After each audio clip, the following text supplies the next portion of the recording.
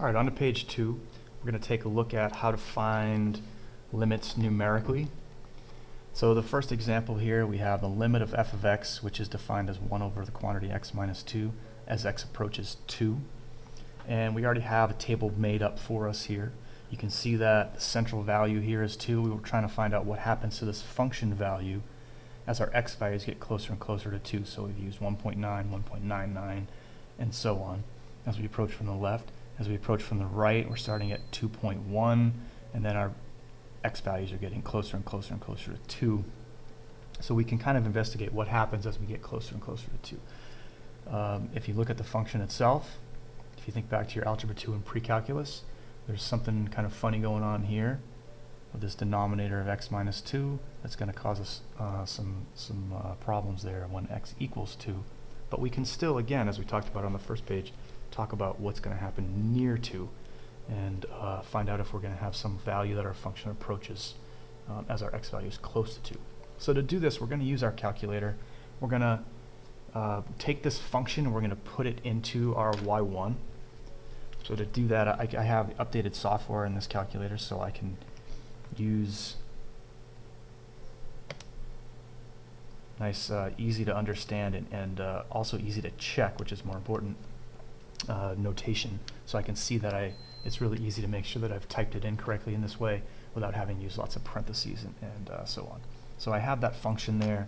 If I go to the table, I'll see that my table values, the x values, the independent variables, default to integer values, which is not what I'm looking for here. So rather than doing that, there's lots of ways that we can work around this, but I'm going to go second table set. I'm going to go to the independent variable, and I'm going to have it ask me what my independent variable should be in each case.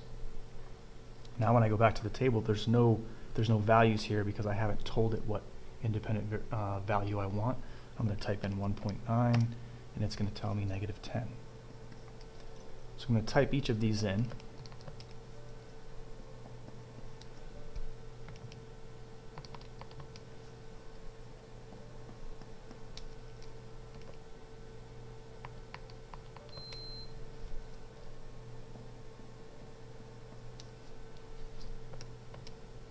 I get an error there, which makes sense because I'm going to have a vertical asymptote at x equals 2.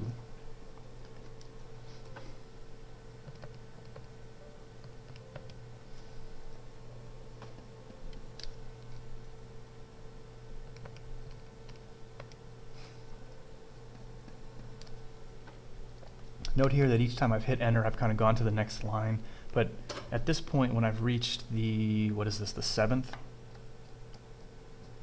value, I've kind of run out of space on the screen, and it won't continue to scroll up, it'll just stay here. So now when I type in this 2.01, it just overwrites the last value. So the last value that I typed in was 2.001. Now 2.01, when I hit enter, it'll just overwrite that and I'll get the new, it's not negative, it's just 100.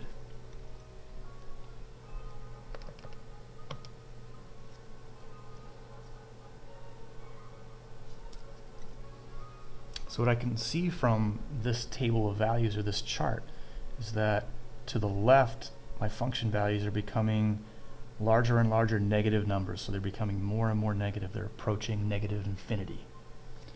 On the right, my function values are getting larger and larger and larger, and they're staying positive. So I'm approaching positive infinity. So the limit from the left is not the same as the limit from the right. So this limit does not exist. This overall limit as x approaches 2 of the function 1 over x minus 2 does not exist.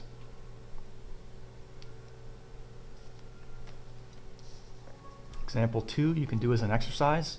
Example 3 also as an exercise. It doesn't have the chart, so you're going to have to decide how to center your the x value around which to center your chart, and then pick some x values that are appropriate, and then create your chart. Number 4 is also one that you can work on as an exercise, but before that I do want to discuss how we can put piecewise functions into the calculator. So I am going to go back to y equals, I'm going to clear out that old function.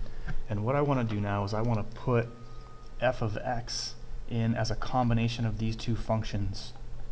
So I'm going to use 2x minus 4 and test for when x is greater than or equal to 3, plus 5 minus x, and test for when x is less than 3. So we'll kind of talk through how to do that. I'm going to put the 2x minus 4 in parentheses, and I want to test if x is greater than or equal to 3. So the syntax that the calculator uses to do that looks like this. We're going to open up a set of parentheses. We want to test the x value, and then we're going to go to, if you look at the math button above it in blue, it says test. So we're going to go second test. You can see here that we're going to test for x greater than or equal to 3.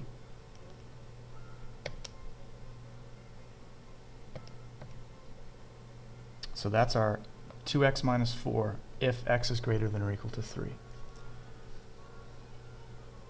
going to say plus, open parentheses, now we're going to do the 5 minus x part. And we're going to test that to see if x is less than 3. So open parentheses, again we're going to go second math to get to that test menu. We want to know when x is less than 3, so we're going to use less than. I forgot to type in the x first. I have to type in the x and then do the test. When x is less than 3, and then close the parentheses. So I'll take a second look at this just to make sure I typed it in right. I have 2x minus 4 if x is greater than or equal to 3, plus 5 minus x if x is less than 3. All right, so if I look at the graph of that, I can see that I have that piecewise function. To the left of 3, when x is less than 3, I have that definition as 5 minus x. And to the right of 3, I have the definition 2x minus 4. So we can go back to the table now. We already have it set table ask. And we can type in new. Notice that these are the old independent x variables that we used for the first example. So we need to type in new ones. And of course we would center them around 3 because we're using, we're looking for the limit as x approaches 3. One more thing that we should do when we're graphing, in this case we're really using the table, but if we are graphing a piecewise function, sometimes you'll see that your calculator likes to connect the dots. Sometimes it's appropriate and sometimes it's not. So in order to avoid that, we can go to mode, and we can put it in dot mode in order to graph a piecewise function. In this case, it's not going to make any difference for us. But with a piecewise function, sometimes there are legitimate gaps or discontinuities in the function, and those won't show up sometimes if we have our mode in connected mode.